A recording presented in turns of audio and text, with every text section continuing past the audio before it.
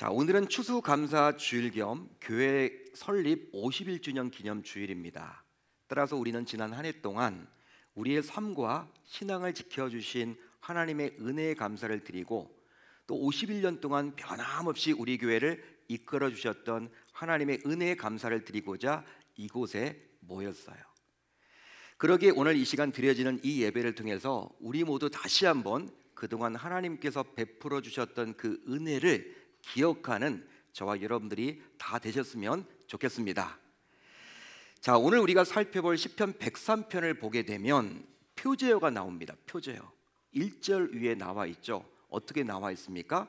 다윗의 시라고 나와 있습니다. 따라서 우리가 살펴볼 시편 103편은 누가 기록을 한 거예요? 다윗이 기록을 했죠. 자, 그런데 특징이 있습니다. 이 시편을 여러분 쭉 읽어 내려가면요, 특징이 있는데 바로 무엇이냐면 송축하라 라는 말이 무려 5절에 걸쳐서 7번 반복이 된다는 거예요. 5절에 걸쳐서 무려 7번이나 송축하라가 나옵니다. 이건 강조죠. 하나님이 그만큼 우리로 하여금 송축 받으신다라는 거예요. 그러니까 너희들 송축하라는 의미가 담겨져 있는 겁니다. 따라서 이 시편을 통해서 다윗은 하나님을 송축합니다. 그러면서 다윗은 후대를 살아가는 저와 여러분들 역시 하나님을 송축하라고 권면해주고 있어요. 자, 그렇다면 이 송축은 과연 어떤 의미일까요? 무슨 뜻일까요? 여러분, 이 송축에 대해서 알아보기 전에 우리가 시편을 살펴보게 되면요, 찬양이란 단어가 나옵니까 안 나옵니까? 많이 나와요. 여호와를 찬양하라 나옵니다. 여호와를 찬송하라 나옵니까 안 나옵니까? 나온다라는 거예요. 그러니까 여러분, 찬양, 찬송이 계속 잘 반복이 되어 나오죠. 또 송축이 나옵니다. 얼핏 비슷하게 보이는 찬양, 찬송, 송축, 과연 그럴까요? 똑같은 뜻일까요? 똑같은 뜻인데 그냥 그렇게 바꿔 쓴 걸까요? 얼핏 보게 되면요, 비슷하게 보이지만 세밀하게 살펴보면 좀 뭔가 뜻이 다릅니다. 우선 찬양은요, 한자어로 보게 되면 길일찬에 오를 찬양이에요. 길일찬에 오를 양을 사용합니다. 그게 바로 찬양이에요. 따라서 아름다움과 훌륭함을 크게 기리고 드러낸다라는 의미를 담고 있는 거죠. 그러기에 찬양은 하나님의 성품, 하나님의 기이한 행적을 크게 기리고 드러내는 것, 즉 하나님을 자랑하는 것입니다. 그러니까 찬양은 다른 것이 아니라 하나님을 높이는 거예요. 그리고 하나님을 자랑하는 겁니다. 지금 찬양대가 섰는데 찬양대는요, 자기가 드러나면 안 돼요. 자기가 퇴버리면 안 돼. 자기가 높아지면 안 되는 것이고, 바로 여러분 누가 드러나야 돼요? 우리의 찬양을 통해서 하나님이 자랑이 되고 하나님이 높아져야 한다는 것이죠. 자, 그런데 이 찬양하는 방법은요, 몹시 다양해요. 방금 전에 찬양대는 노래로 찬양을 했는데 그것만 찬양이 아닙니다. 찬양을 할 때는 여러 가지 방법이 있는데 마음으로 찬양할 수도 있다는 거예요. 마음으로. 심지어 악기로 찬양할 수 있습니다. 특주라고 보통 이야기하죠. 그리고 손을 들고 찬양합니다. 손을 들고. 여러분들이 찬양하실 때 여러분 마음에 감동이 드시면요, 손을 드셔도 됩니다. 이거 여러분 어떤 교회는 막 내리라고 하는데, 여러분 이 찬양은요, 손을 여러분 자기가 들고 싶어서 드는 게 아니라 하나님이 그 마음을 주신 거거든요. 또 율동이나 워십처럼 춤 등으로 할 수도 있다라는 것이죠. 자, 그렇다면 찬양은 그렇다면 찬송은 과연 뭘까요? 찬송은요, 말 그대로 하나님을 찬양하는 노래입니다. 하나님을 찬양하는 노래, 그게 바로 찬송이라는 거예요. 따라서 하나님을 높이는 노래, 하나님을 자랑하는 노래, 하나님을 칭찬하는 노래, 하나님께 감사를 드리는 노래가 바로 무엇이다? 찬송입니다. 그러니까 여러분, 찬양은요, 이렇게 크다면 그 안에 찬송이 들어가 있는 거예요. 자, 그러기에 오직 노래로 하나님을 찬양하는 게 바로 찬송이라는 것이죠. 그러니까 여러분, 우리가 찬송하는 시간에 우리는 어떻게 해야 될까요? 어떤 분들은요, 그냥 입을 여러분 그냥 열지 않고 그냥 속으로만 그냥 가만히 그냥 아무것도 안 하는 분들이 있어요. 여러분, 찬송 시간에는요, 우리가 입을 열어서 여러분 노래로 하셔야 돼요. 왜? 찬송이기 때문에. 자, 그렇다면 송축은 과연 어떤 의미를 담고 있을까요?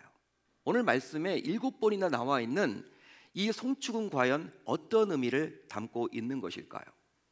히브리어 원어를 보게 되면 송축하다는 바라크라는 단어를 사용합니다. 바라크.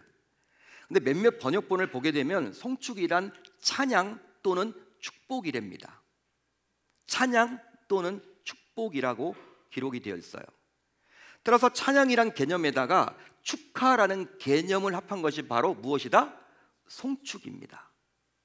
그러기에 하나님을 송축하다라는 의미에는 하나님을 찬양하다라는 의미는 포함되어 있지만 그뿐 아니라 하나님을 축하했다라는 뜻도 포함되어 있는 거예요.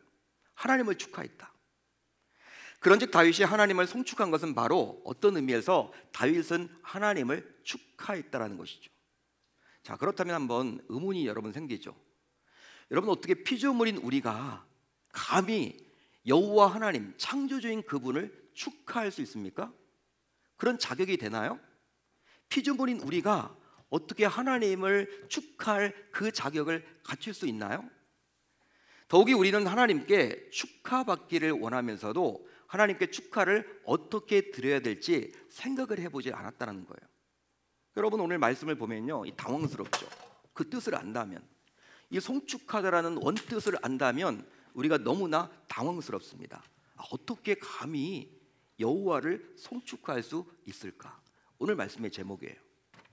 하지만 이 세상에서 우리는 어느 누군가가 기쁜 일을 당하면 축하를 보내고, 또 축하받을 만한 일이 생기면 어느 누군가에 의해서 축하를 받기도 합니다. 한마디로 우리는 축하하기도 하고 또 축하를 받기도 하죠. 특별히 요즘은 직접 대면하지 않아도 카톡을 통해서 이렇게 축하 메시지를 보낼 수도 있고요, 선물을 보낼 수도 있고, 또 문자를 통해서도 축하 메시지를 보낼 수가 있습니다. 또 페이스북에 들어가서 축하를 이렇게 표현할 수도 있어요.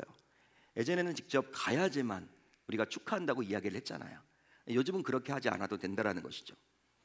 자, 그래서일까요? 우리가 살아가는 삶 속에서 우리는 이 축하합니다 라는 말을 자주 사용합니다. 자, 그렇다면 우리는 주로 어떤 상황에서 축하합니다 라는 말을 사용할까요? 여러분, 어떤 경우에 주로 축하합니다를 사용합니까?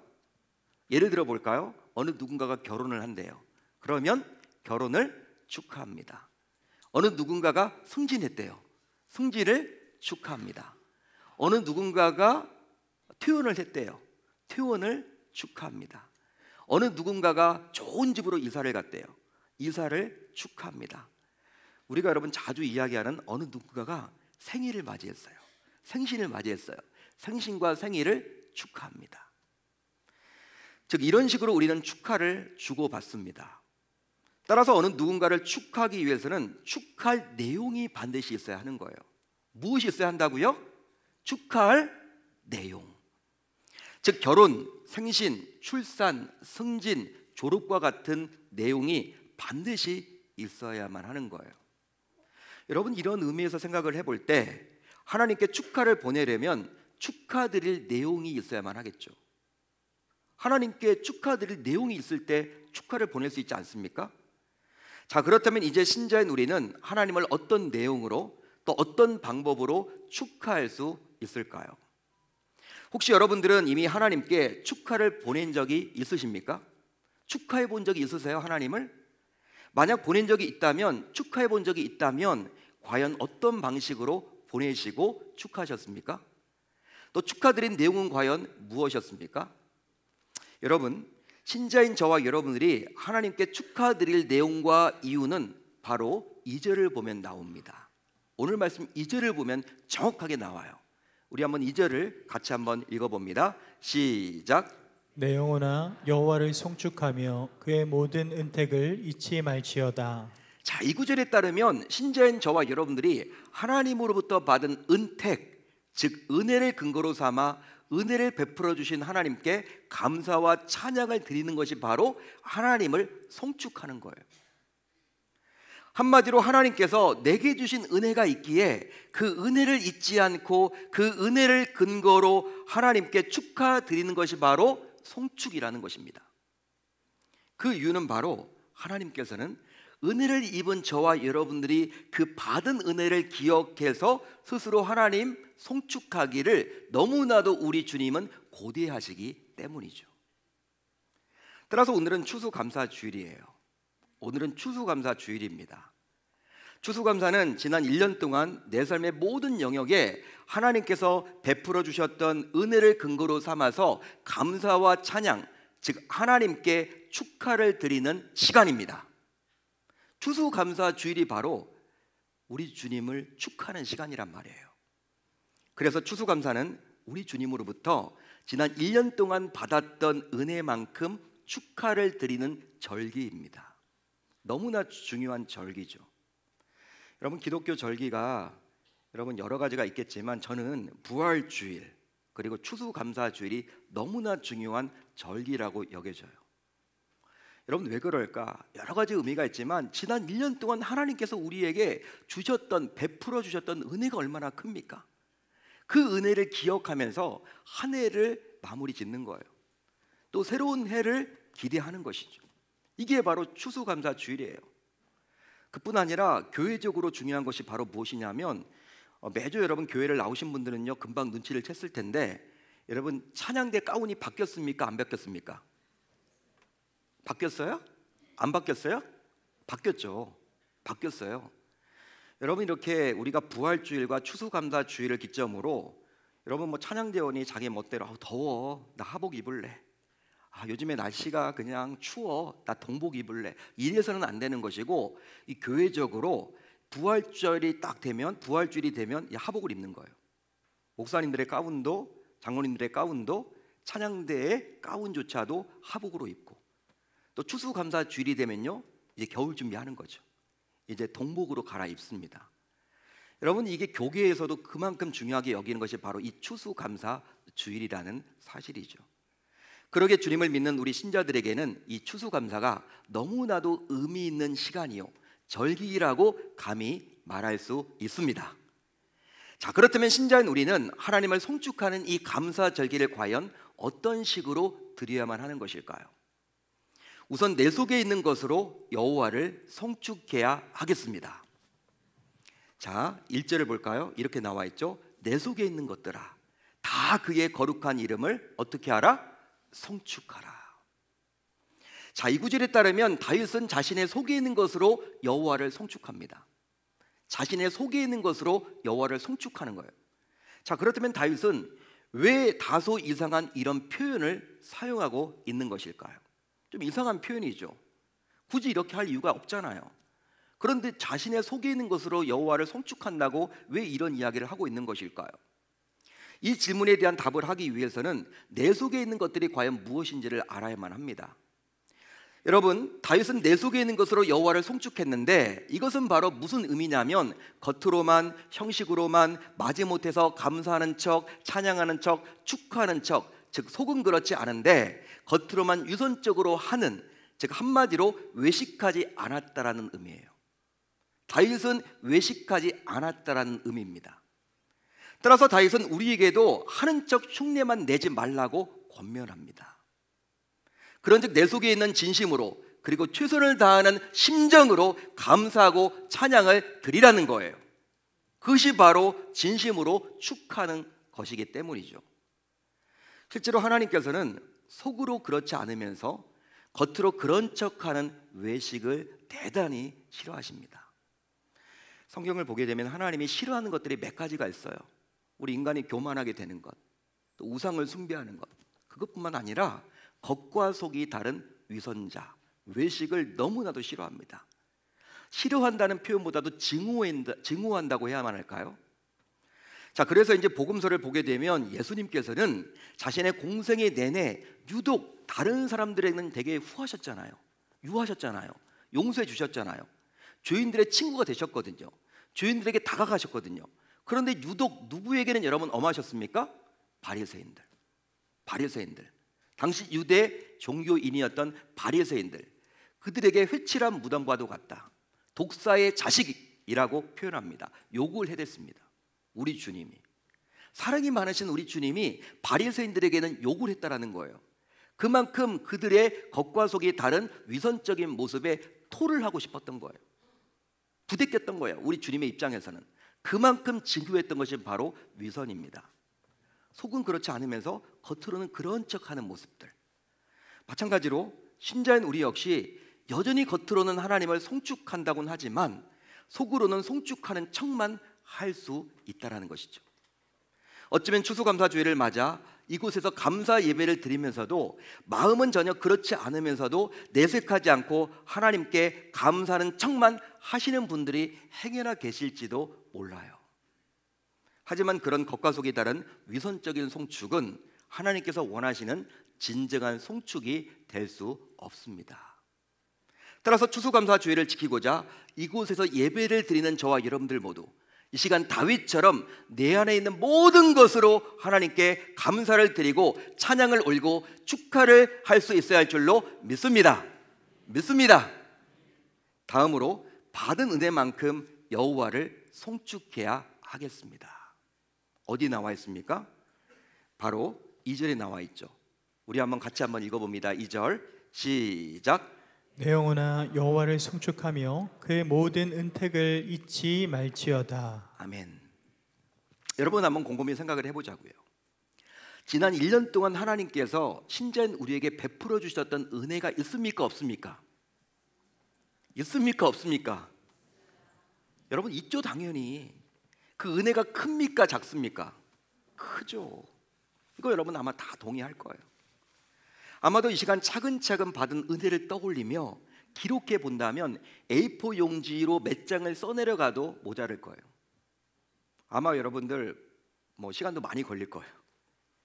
그만큼 받은 은혜가 너무나도 많고 크죠. 우리가 생각을 안 해서 그렇지 정말 우리 주님이 많은 걸 주셨거든요. 아마도 다윗 역시 우리와 별반 다르지 않았을 것입니다. 당시에. 하지만 오늘 말씀을 잘 보시면 다윗은요 자신이 받았던 은혜 가운데 우선적으로 몇 가지를 언급해 줍니다. 뭘 언급해 줍니까? 우선 다윗은 죄를 용서해 주신 하나님의 은혜를 이야기합니다. 죄를 용서받았다라는 거예요. 우리 주님이 내가 지은 죄를 내가 가지고 회개했을 때 용서해 주셨다라는 거예요. 그게 바로 은혜라고 지금 그는 고백합니다. 어디 나와 있습니까? 3절 상반절에 이렇게 나와 있죠. 그가 내 모든 죄악을 사하시며. 다윗은 하나님께서 자신이 지은 죄를 용서해 주셨다라고 솔직하게 고백하는데요. 실제로 지은 죄를 씻어낼 방법은 오직 하나님께서 베풀어 주시는 은혜밖에 없습니다. 믿으시면 아멘. 동의가 되시면 아멘. 자, 그래서일까요? 다윗은 이런 죄사함의 은혜를 자신이 하나님으로 받았던 여러 은혜 가운데 최우선으로 두고 있어요. 최우선으로 두고 있습니다. 여러분 다윗도 은혜를 많이 받았겠죠. 그 가운데 다윗이 지금 첫 번째로 꺼낸 은혜가 무엇이냐면 죄사함을 받았다라는 은혜. 여러분 아무리 선하고 윤리적인 사람이라도 지극히 죄인입니다. 지극히 죄인이에요. 우리가 나가서 전도를 할 때 처음에 여러분 확 막히는 게 뭐예요? 당신은 죄인입니다. 그것부터 시작하면요 다들 싫어해요. 내가 무슨 죄인이냐고. 내가 무슨 죄인이냐고.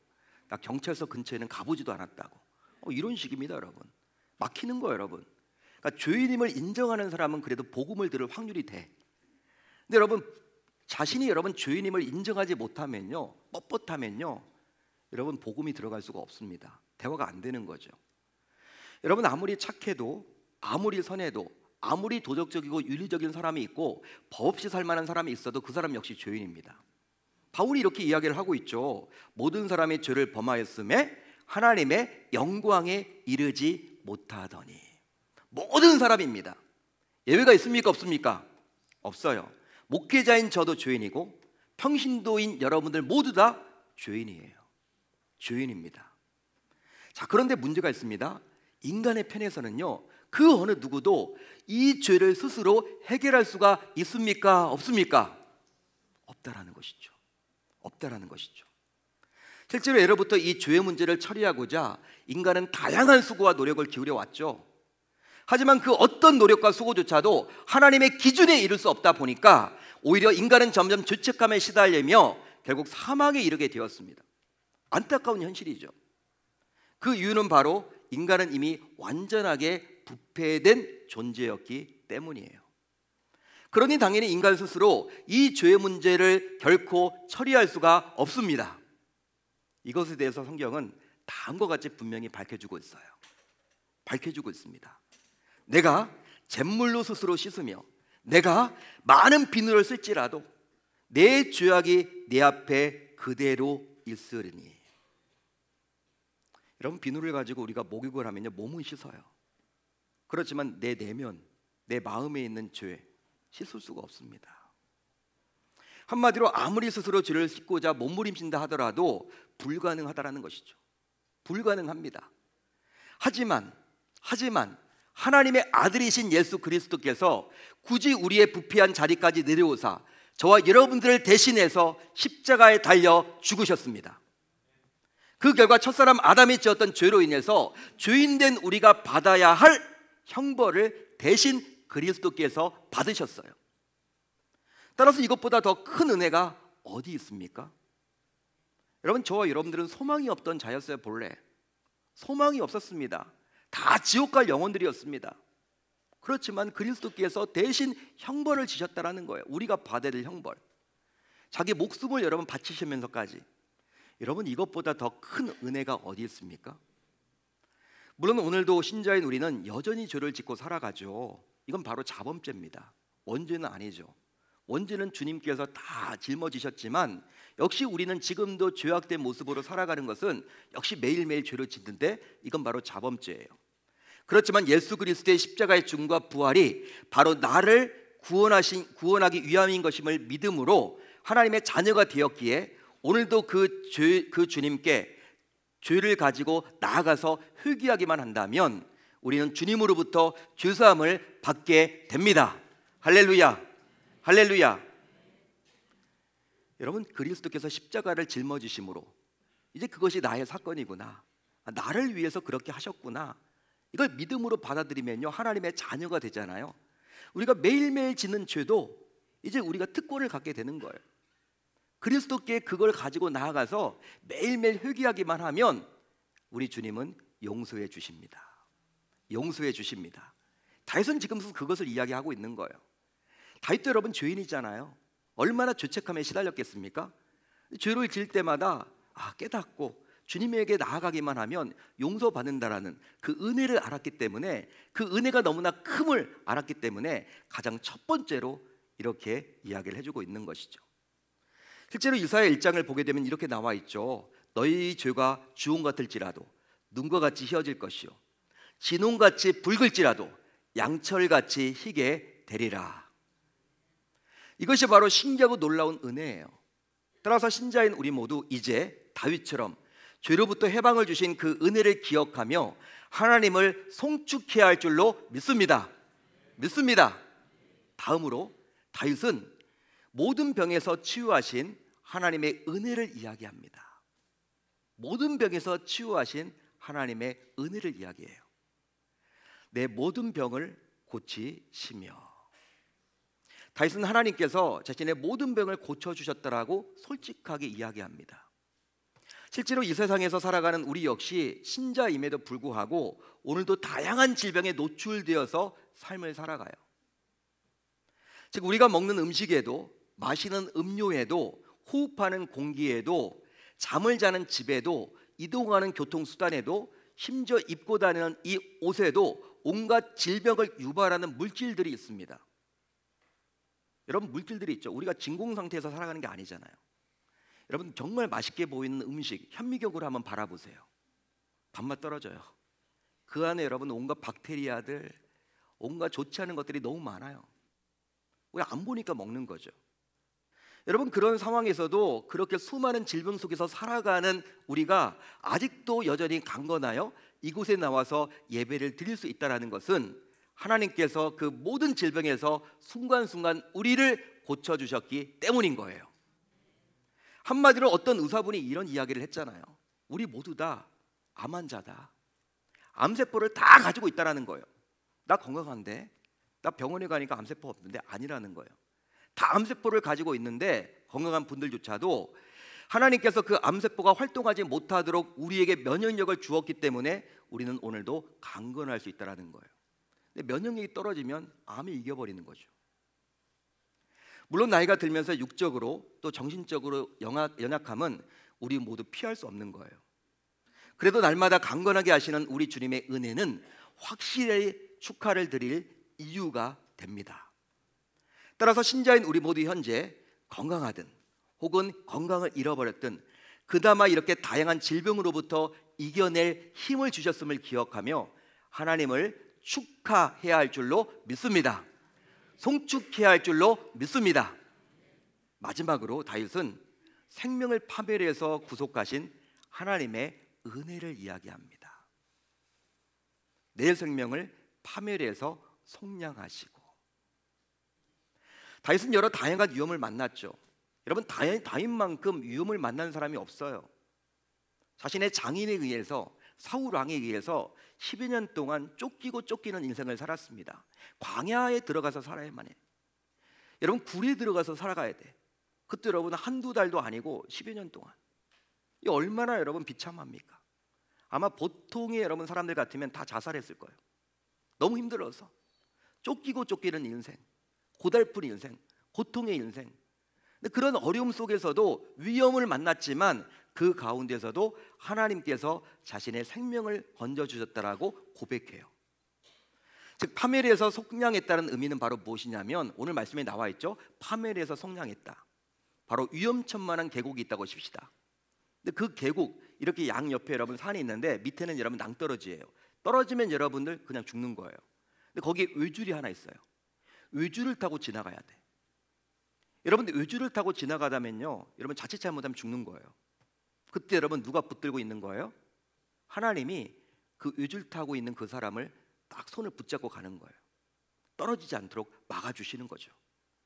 그런데 이런 하나님의 은혜는 바로 육신과 정신뿐 아니라 심지어 영혼까지 파멸해서 건져주신 은혜입니다. 따라서 이런 놀라운 은혜를 어찌 감사하지 않으며 축하하지 않을 수 있단 말입니까? 그러기에 신자인 우리 모두 파멸에 빠지지 않도록 해주신 하나님의 은혜를 기억하며 그 하나님을 송축해야 할 줄로 믿습니다. 믿습니다. 여러분, 지난 1년 동안 우리의 영혼을 파괴할 많은 사단 마귀의 여러분 그렇게 시도, 각종 이단 사이비들, 각종 좋지 않은 것들, 그런 상황 가운데서도 하나님이 우리를 지켜주셨잖아요. 이렇게 나와서 지금 예배를 드리는 것, 이게 우연의 일치가 아닙니다. 여러분, 이단 사이비들이 얼마나 우리를 노립니까? 우리를 공격으로 삼습니까? 근데 그들이 여러분 이야기를 해도 우리가 지나칠 수 있는 것은요, 하나님이 보호해 주셨기 때문에 가능한 거예요. 파멸해서 속량해 주신 거예요. 할렐루야, 할렐루야. 여러분, 우리 주님이 그렇게 해주셨다라는 것이죠. 자, 그런데요, 오늘 말씀 4절로 5절을 보세요. 오늘 말씀 4절로 5절을 보시면요, 정말 놀라운 축복이 기록되어 있습니다. 신자인 우리가 하나님을 송축할 때, 하나님을 축하할 때 하나님으로부터 진짜 받을 수 있는 몇 가지 복이 있다라고 말을 해주고 있어요. 약속의 메시지예요. 우선 삶의 고비마다 사랑과 긍휼로 살피시고 돌보시는 하나님의 역사를 경험하게 됩니다. 시편 4절 하반절을 보세요. 이렇게 나와 있죠. 인자와 긍휼로 관을 씌우시며. 여러분, 누가 씌워주시는 거예요? 하나님께서. 인자는 무엇입니까? 사랑.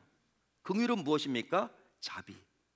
하나님이 여러분 딱 관을 씌워주셔서 여러분 그 관을 내가 뺄 수도 없어요. 하나님이 딱 붙잡고 있는 거예요. 따라서 이것은 무엇이냐면 하나님께서는 365일 24시간 언제나 사랑과 긍휼로 나를 보살펴 주십니다. 여러분, 이런 축복을 하나님이 허락해 주십니다. 여러분, 이런 축복을 받기를 원하십니까? 받기를 원하세요? 여호와를 송축하세요. 그뿐 아니라 기도하고 소망하는 것들에 대해서 최상의 것으로 응답해 주시는 하나님의 역사를 경험하게 됩니다. 어디 나와 있습니까? 5절 상반절에 나와 있죠. 좋은 것으로 내 소원을 만족하게 하사. 여러분, 이것이 얼마나 든든한 축복이에요.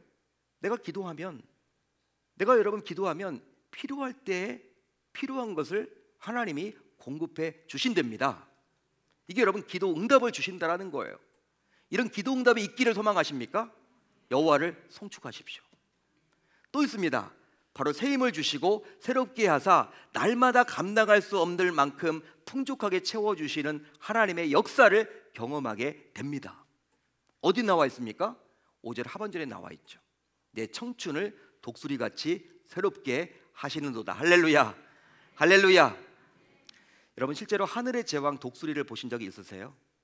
독수리는요 여러분 급강하를 합니다. 급강하를 합니다. 올라갔다가 하강을 합니다. 비둘기는 못해요. 비둘기는 여러분 이렇게 올라가야 돼. 올라가도 천천히 올라가야 돼. 참새도 마찬가지입니다.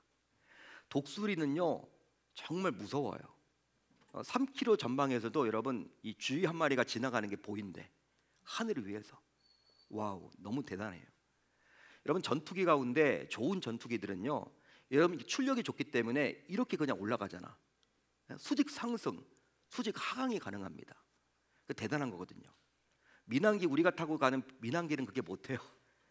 그냥 여러분 서서히 올라가는 거지. 독수리가 여러분 대단한 것은 무엇이냐면 이 젊음의 상징이죠. 청춘이죠. 건강이죠. 이것과 마찬가지로 우리 역시 하나님께서 부어주시는 은혜로 육신적으로, 정신적으로, 또 영적으로 독수리와 같은 청춘처럼 매일매일 완전히 새롭게 되어서 살아갈 수가 있게 된다라고 지금 말을 해주고 있다라는 거예요. 다윗이 여러분 이것을 받았다라는 거예요. 다윗이 이런 복을 받았다라는 거예요. 어떻게 했을 때? 여호와를 송축했더니 하나님이 이런 복을 주셨다라고 그는 고백을 합니다. 사랑하는 성도 여러분, 이제 추수감사주일을 맞아 신자인 우리 모두 나는 과연 지금 어떤 자세로 하나님을 송축, 즉 하나님을 축하고 있는지 자신을 한번 살펴보았으면 좋겠어요.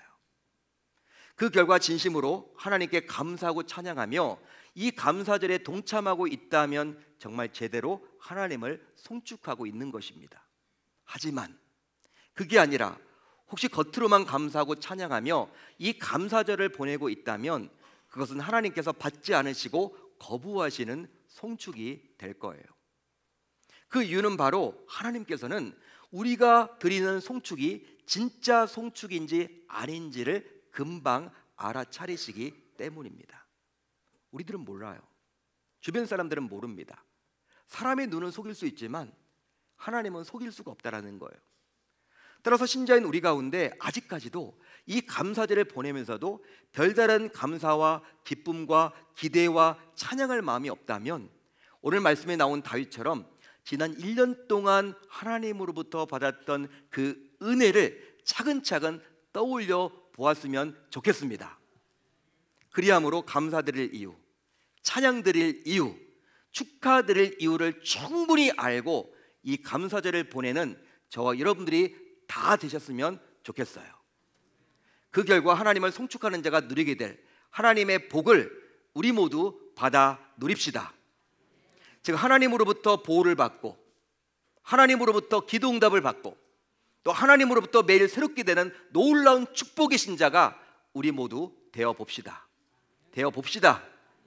그러기 위해서 이제 우리 모두 결단하고 다짐하면 좋겠는데 두 가지를 제가 말씀드리려고 해요. 이것만 이번 주에 한번 실천에 옮기자고요.